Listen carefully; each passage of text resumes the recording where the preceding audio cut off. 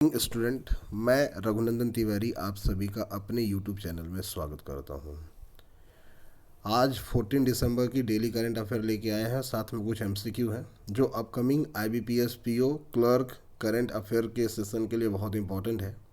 तो आप सभी तैयार हो जाइए, पेन कॉपी लेके तय बैठ जाइए। काफ़ी सारे क्वेश्चन यहाँ से आपके अपकमिंग एग्जाम में फंसने वाले हैं।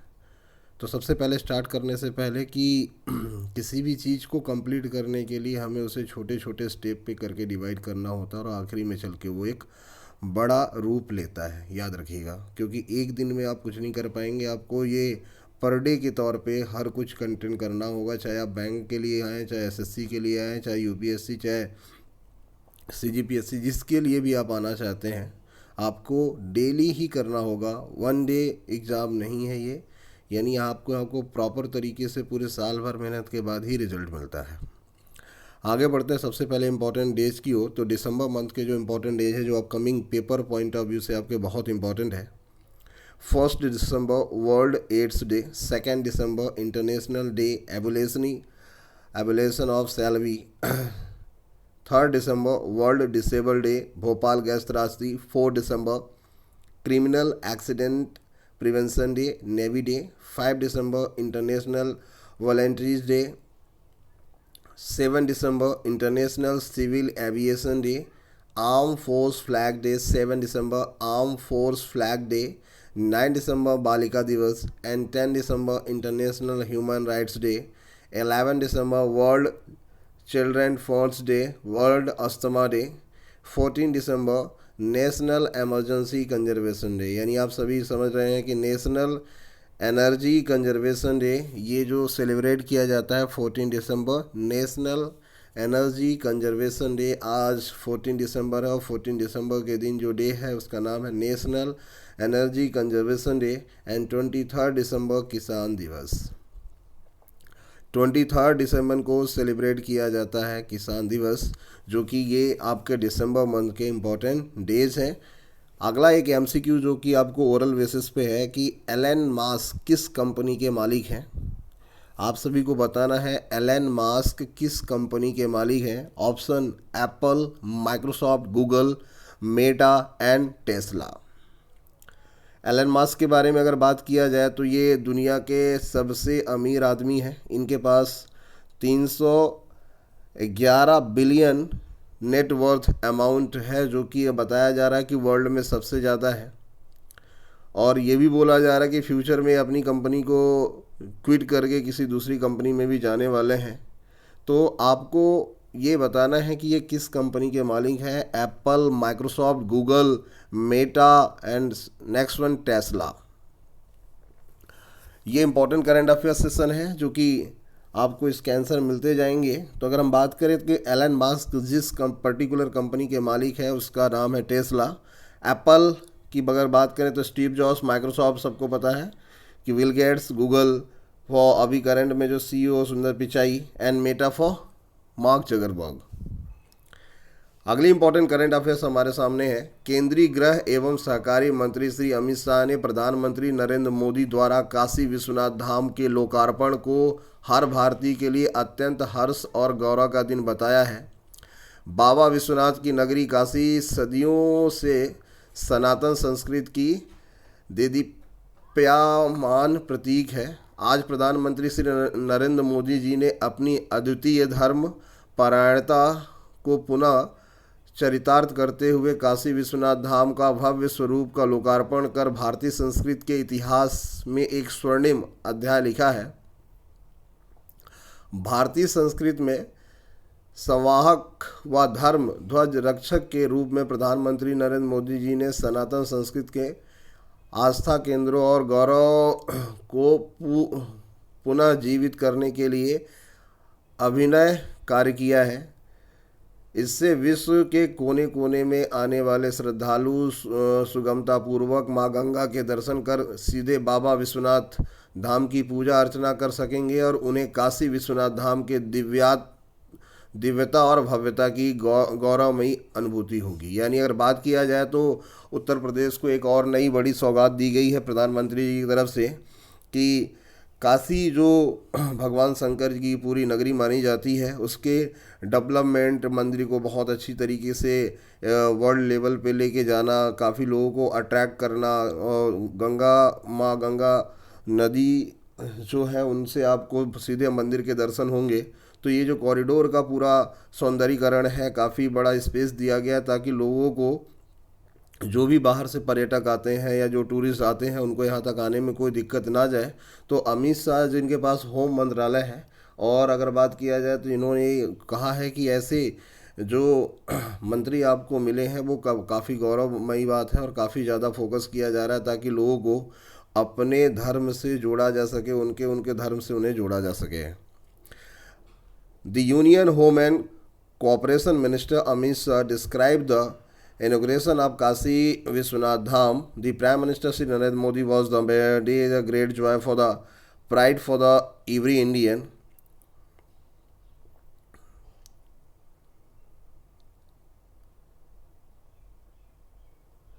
Kashi, the city as the Baba Vishwanath has can be shining symbol for the Sanatan culture for the centuries.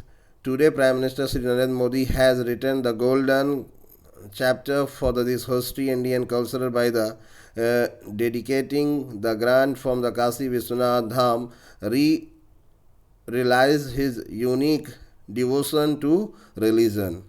As the carrier of Indian culture and the flag protect for the religion, Prime Minister Sri Narendra Modi has been an innovative work to relieve the period of the faith center of the Sanatana culture. With these devotees coming from every corner in the world will be able worship Baba Vishwanath directly by the having glampers for the month Mothers Ganga, and they will also have been proud feeling of the divining ground on Kashi Vishwanath Dham.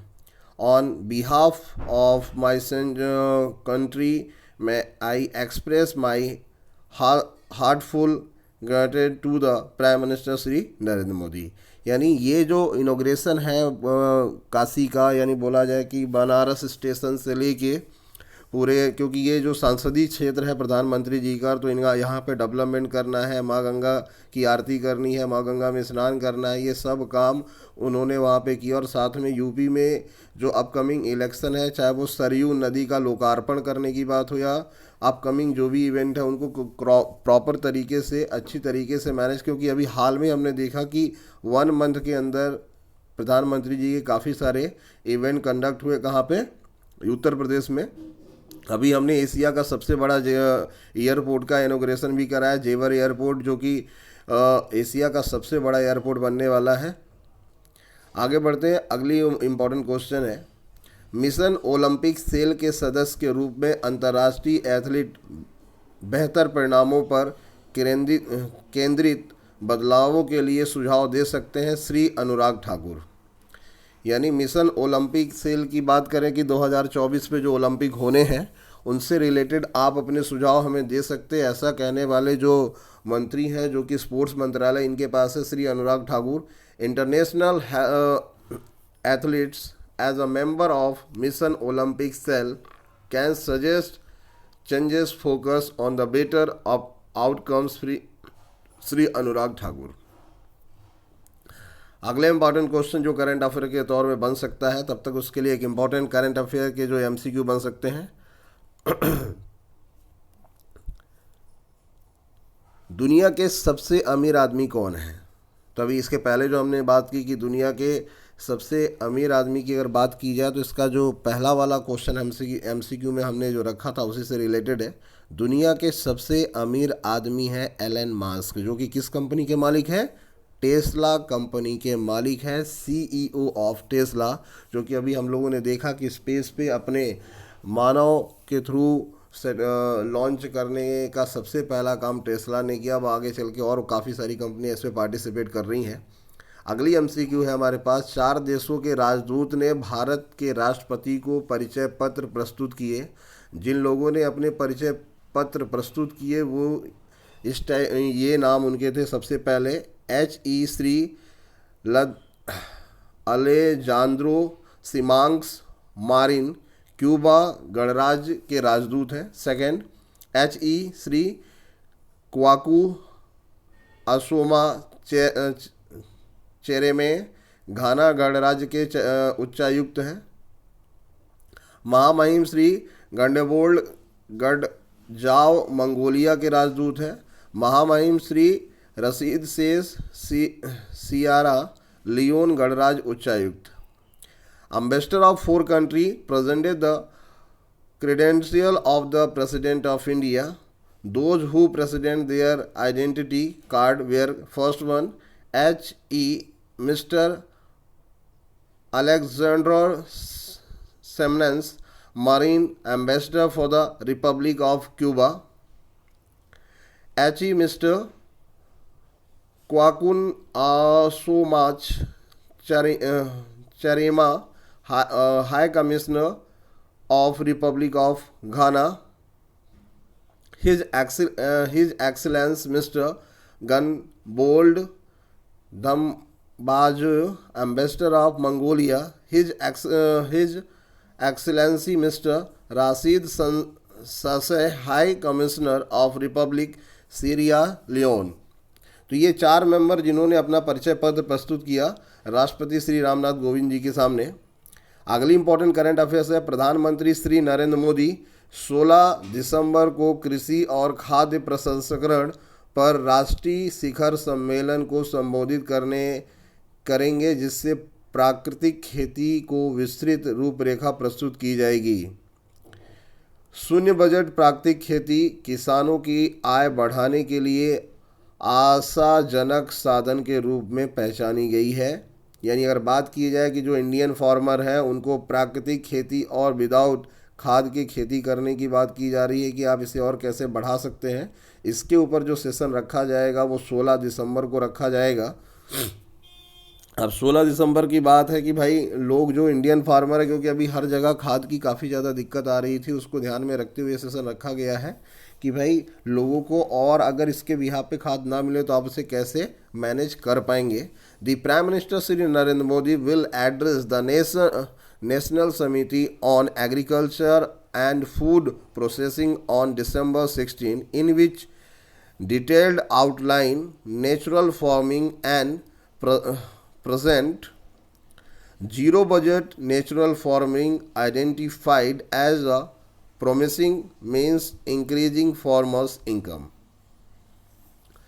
अगली important जो MCQ बन सकता है, प्रधानमंत्री जी ने हर नाज साधु को miss universe खिताब जीतने पर बधाई दी। यानी अगर इंडिया की अगर बात की जाए तो काफ़ी बड़ा इम्पोर्टेंट रोल अदा किया इन्होंने कि मिस यूनिवर्स का खिताब जो कि इंडिया के नाम हुआ है।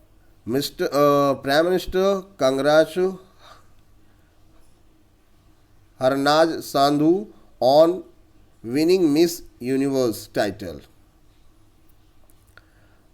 Harnaz Sadhu of India is the new Miss Universe 2020-21 on December 12, 2021. The 21-year-old model was the crowned Miss Universe 2020-21 in the Universe Come in Eilat, Israel. Harnaz has won Miss Universe title for the first time in 21 year. यानी very important question यहाँ से बन सकता है कि 2021 में miss universe का खिताब किसने जीता। तो यहाँ पे मिस यूनिवर्स का खिताब जीतने वाली लेडी का नाम है हरनाज साधु। हरनाज साधु जी ने ये खिताब जीता है जो कि 21 ईयर की है और ये भारत की रहने वाली, इसलिए काफ़ी ज़्यादा इम्पॉर्टेंट है कि आपने वर्ल्ड लेवल पे एक इंडिया का नाम रोशन किया है।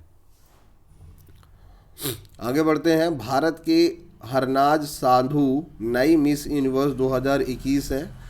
12 दिसंबर 2021 को 21 वर्षीय मॉडल को इज़राइल के इलियट में मिस यूनिवर्स डोम में मिस यूनिवर्स 2021 का ताज पहनाया गया। हरनाज ने 21 साल में पहली बार जीता मिस यूनिवर्स का खिताब। तो ये इम्पॉर्टेंट है क्वेश्चन हम सभी के पेपर में बहुत, क्योंकि आगे आने वाला जो IBPS PO या क्लर्क है, इन पेपर में काफ़ी ज़्यादा क्वेश्चन यहाँ से बन सकते हैं। तो इसलिए वेरी इंपॉर्टेंट होगा कि इस बार की मिस यूनिवर्स का नाम बताइए। तो हरनाज सांधू जो कि इंडिया से रिलेटेड है और कितने साल की हैं, 21 साल में उन्होंने फर्स्ट ये किताब जीती है। तो ये इंपॉर्टेंट क्वेश्चन यहाँ से बन सकता है। तो आप देख रहे हैं Raghunandan Tiwari current affair classes. आगे बढ़ते हैं अगली इंपॉर्टेंट करंट अफेयर की ओर।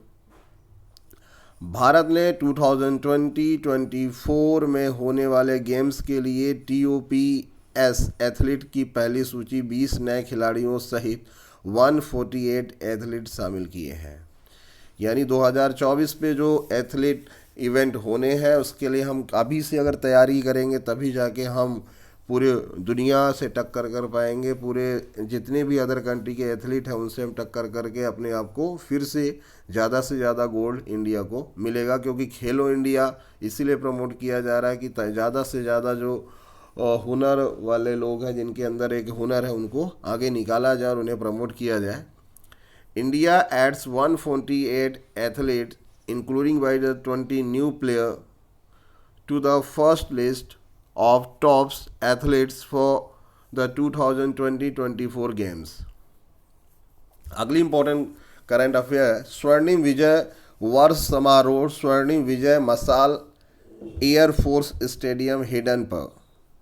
यानी ये एक स्वर्णिम विजय वर्ष समारोह का जो स्टार्टअप है, the golden victory year celebration golden victory torch at the air force station Hindan. प्रधानमंत्री श्री नरेंद्र मोदी द्वारा दिनांक 16 दिसंबर 2020 को राष्ट्रीय युद्ध स्मारक से राष्ट्रव्यापी यात्रा पर निकाली जा रही 4 स्वर्णिम विजय मशालों में से एक आज अपने अंतिम गंतव्य वायु स्टेशन हिडन पहुंच गई। यानी अगर बात किया जाए कि 16 दिसंबर 2020 को जो मनाना है वो अपने प्रॉपर स्टेशन में पहुंच चुकी है, इसलिए वेरी इंपॉर्टेंट है। स्वर्णिम विजय वर्ष समारोह स्वर्णिम विजय मशाल एयरफोर्स स्टेडियम हिडन पर। तो यहाँ से क्वेश्चन बन सकता है। आगे बढ़ते हैं, अगली इंपॉर्टेंट क्वेश्चन है one of the 4 golden victory torches which were taken out by the Prime Minister Sri Narendra Modi on a nationwide journey for the National War Memorial on 16 December 2020 reached its final destination Air Force Station Hidden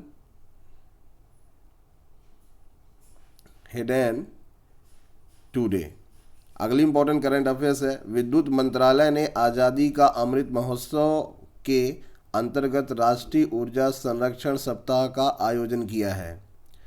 ऊर्जा दक्षता bureau ने सूक्ष्म लघु एवं मध्यम उद्योगों के समूहों के विद्युत और संसाधन मानचित्रण के परिणामों पर कार्यशाला और विचार विमर्श का आयोजन किया है। ऊर्जा दक्षता ब्यूरो तथा सूक्ष्म लघु एवं मध्यम उद्योग मंत्रालय एक सहयोगी मंच समीक्षा को बढ़ावा देते हैं। यानी यहाँ से एक प्रॉपर जो कीवर्ड निकल के आया समीक्षा, वो इम्पोर्टेंट रहेगा पेपर पॉइंट ऑफ व्यू से।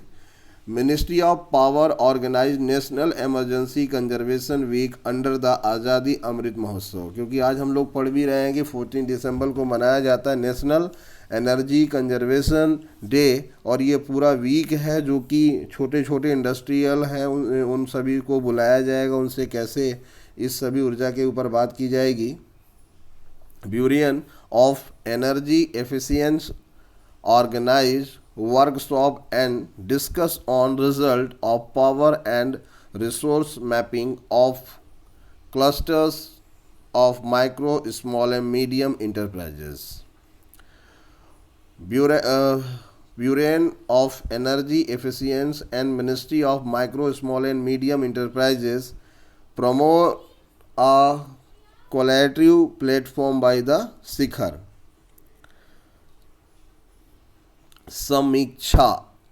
समीक्षा जो कि यहाँ पे एक इम्पॉर्टेंट नाम रहेगा। आगे बढ़ते हैं, कुछ मंत्रिमंडल के नाम हम लोग यहाँ पे कवर करते हैं जो कि इम्पोर्टेंट है।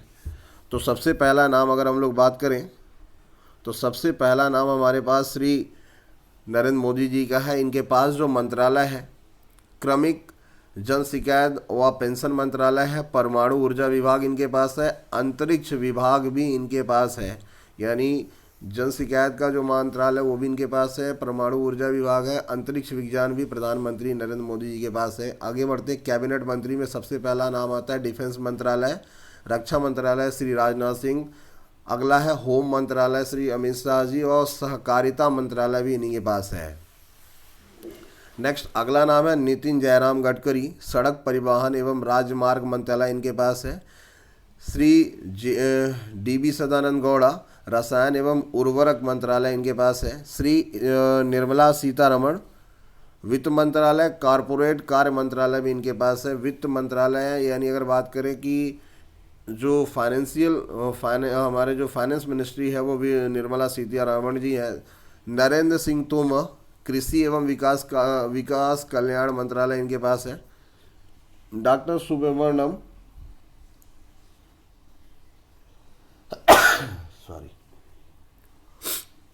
डॉक्टर सुब्रमण्यम विदेश मंत्रालय फॉरेन मिनिस्टर है।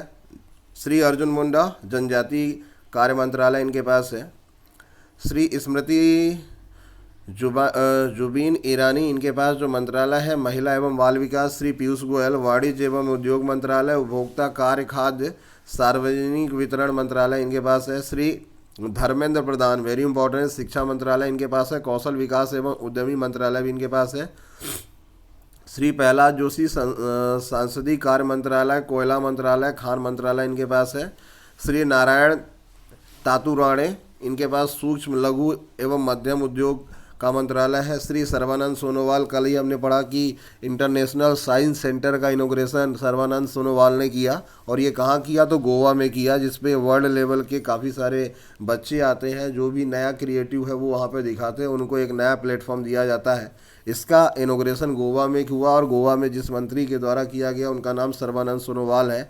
आयुष मंत्रालय है। आगे बढ़ते हैं, श्री मुख्तार अब्बास नकवी, अल्पसंख्यक मंत्रालय है। डॉक्टर वीरेंद्र कुमार, सामाजिक न्याय एवं आधिकारिक मंत्रालय है। श्री गिरिराज सिंह, ग्रामीण विकास मंत्रालय है। पंचायती राज मंत्रालय गिरिराज सिंह जी के पास है। ज्योतिराज सिंधिया जी के पास नागरिक विमान मंत्रालय है। अगर बात करें कि सिविल एविएशन मंत्रालय इनके पास है। आगे बढ़ते हैं, श्री रामचंद्र प्रसाद सिंह, इस्पात मंत्रालय इनके पास है। श्री अश्विन वैष्णव, रेल मंत्रालय, संचार मंत्रालय एंड इलेक्ट्रॉनिक सूचना प्रौद्योगिकी मंत्रालय भी इनके पास है। श्री पशुपति कुमार पारस, खाद्य प्रसंस्करण उद्योग इनके पास है। श्री गजेंद्र सिंह शेखावत, जल शक्ति मंत्रालय इनके पास है। तो आप देख रहे हैं Raghunandan Tiwari current affair classes. ये आज हमने 14 दिसंबर की इंपॉर्टेंट कुछ करंट अफेयर डिस्कस की। इसके बाद अगर एक नेक्स्ट MCQ की बात करें कि एशिया के किस शहर में मेटा ने अपनी नई ऑफिस ओपन की है। मेटा की अगर बात करें तो फेसबुक का नया नाम इस समय मेटा है। आप सभी ने देखा होगा कि जो लोग यूजर सोशल मीडिया में फेसबुक चलाते हैं अब उसका सिंबल थोड़ा बदल गया है, तो फेसबुक का नया नाम मेटा है। और मेटा ने हाल में ही अपना ऑफिस एशिया के किस देश में स्टार्ट किया है, तो ऑप्शन की अगर बात करें तो चाइना है, श्रीलंका है, बांग्लादेश है, इंडिया है, नेपाल है। मेटा के मालिक का नाम मार्क जकरबर्ग, और इन्होंने हाल में एशिया में अपनी नई ऑफिस स्टार्ट की है, और जिस लोकेशन में किया उस कंट्री का नाम आपको बताना है। ऑप्शन मैंने आपको दिए हैं कि बांग्लादेश है, पाकिस्तान है, इंडिया है, नेपाल है। तो राइट आंसर यहाँ पे बनता है इंडिया। इंडिया के गुड़गांव में इन्होंने अपना ऑफिस ओपन किया है। फेसबुक ने, मेटा ने अपनी ऑफिस ओपन की, जो कि वेरी इंपॉर्टेंट है upcoming paper point of view से। आगे बढ़ते हैं, अगला जो करंट अफेयर क्वेश्चन बन सकता है जो कि यहाँ पे ज़्यादातर पूछा गया है, एशिया हॉकी कप अंडर 19 किस देश में खेला जाएगा।